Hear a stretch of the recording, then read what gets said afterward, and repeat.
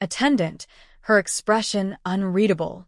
Jessica hesitated, then gave a small nod before stepping back, as if suddenly unsure of her place in this confrontation. The murmurs in the cabin swelled as passengers exchanged glances, some leaning in to whisper, others simply watching, waiting to see what would happen next. Eleanor remained perfectly still, her fingers resting lightly on the black notebook, her posture unwavering. The man in the navy blazer shifted in his seat, his gaze flickering between Eleanor and the retreating figure of Elise. For a long moment, nothing happened. Then, Eleanor exhaled slowly, a quiet, controlled breath that seemed to settle the space around her. She tapped her pen against the open notebook once, twice, a rhythmic sound that, despite its softness, carried through the hushed cabin. Jessica swallowed hard. "Miss Graves," she said finally, her voice lower, more careful now. "Is there anything I can do for you?" Eleanor studied her, then, with a small, almost imperceptible tilt of her head, said, "No. You've already done enough." And with that, she closed her notebook, tucked it neatly into her bag, and returned her attention to the window, as if the entire incident had already faded into irrelevance.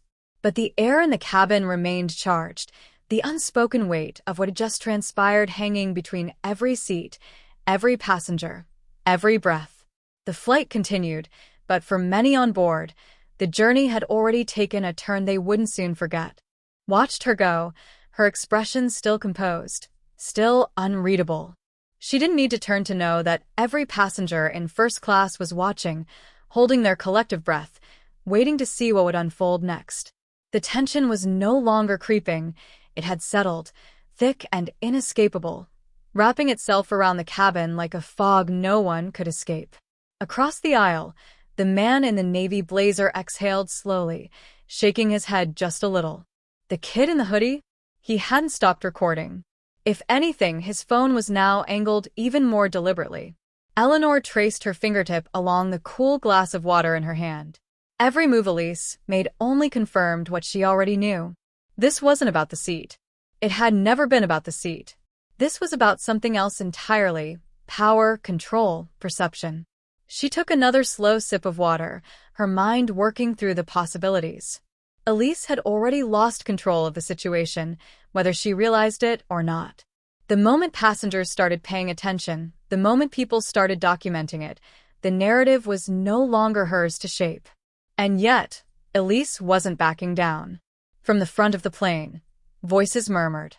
Elise had disappeared behind the curtain once more, but the low hum of conversation suggested she wasn't done. Jessica hovered nearby, uncertain, her weight shifting from foot to foot as if debating whether to intervene. Eleanor didn't look up, but she felt Jessica's hesitation, felt the wavering in her stance. Some people knew when they were on the wrong side of something. The question was, would Jessica act on it? The plane gave another slight jolt. More turbulence, a reminder that they were still suspended miles above the world, where control was at best an illusion. A few nervous passengers gripped their armrests tighter. Elise reemerged, her expression smoothed over, but her eyes burning with determination. Eleanor knew what was coming before she even spoke. "Ma'am," Elise said again, her voice now forced into something sweet, something dangerously patient. "I need to inform you that if you don't comply, we'll be forced to involve the authorities upon landing." A murmur rippled through the passengers, more people tuning in, more shifting in seats, more glances exchanged. Eleanor simply set down her glass, deliberate and slow, before turning her gaze back to Elise. "I see," she said, her voice carrying no fear, no hesitation. Elise's lips pressed together tightly. Jessica took half a step forward, then stopped herself. She looked around the cabin, as if suddenly realizing how many people were watching, how many eyes were taking this in. Elise wasn't just losing control of the situation, she was losing the room. The man in the navy blazer cleared his throat. "This is ridiculous." His voice was louder now, firm. "The woman is sitting in her assigned seat.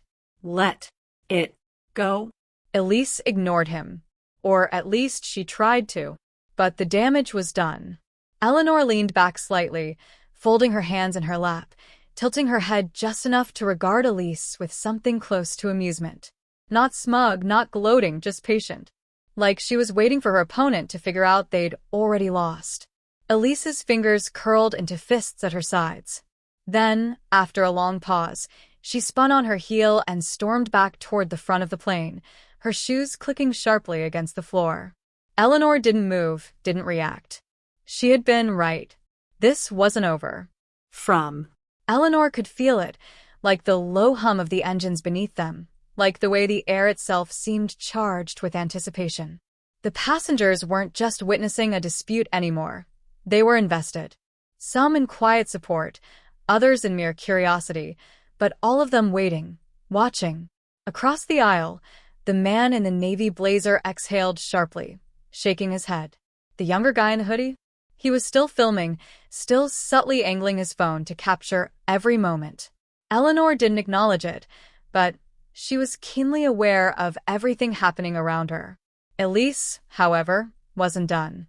She stood stiffly near the front of the cabin, her expression carved into something sharp and unreadable, her fingers gripping the edge of the service cart as though it was the only thing tethering her to control. Then, the intercom crackled again. "Ladies and gentlemen, we will be beginning our meal service shortly. Please remain seated and ensure your tray tables are stowed." But this time, there was something different in Elise's voice. The forced professionalism was cracking at the edges, revealing something colder, something less restrained. She wasn't letting this go. The murmur of conversation swelled again, a ripple of passengers leaning toward one another, exchanging hushed words, throwing glances Eleanor's way. The woman in 4A crossed her arms, her lips pursed in disapproval. A man 2 rows back whispered something to a seatmate, both of them shaking their heads. Eleanor remained still. She knew how these moments played out. She had lived them before in different settings, with different faces. But power? Power had a way of slipping through fingers when gripped too tightly. Elise thought she was in control. She didn't realize she had already lost it. A new presence moved through the aisle. Jessica. Unlike Elise, her steps were hesitant, her expression uneasy. She stopped just short of Eleanor's row, her fingers curled lightly at her sides, as if unsure of how to proceed. "Eleanor," she said, quieter than before. There was something almost apologetic in her voice. "Can I get you anything else?" It was such a simple question. So deceptively ordinary. But in it, there was an acknowledgement, subtle but there. Eleanor studied her for a moment, then, with the faintest nod, replied, "No, thank you." Jessica hesitated, then nodded once before retreating. But that hesitation? It was telling. It meant she knew. At the front of the cabin, Elise's jaw clenched. Eleanor sat back, folding her hands in her lap. She didn't have to fight this battle. It was already fighting itself.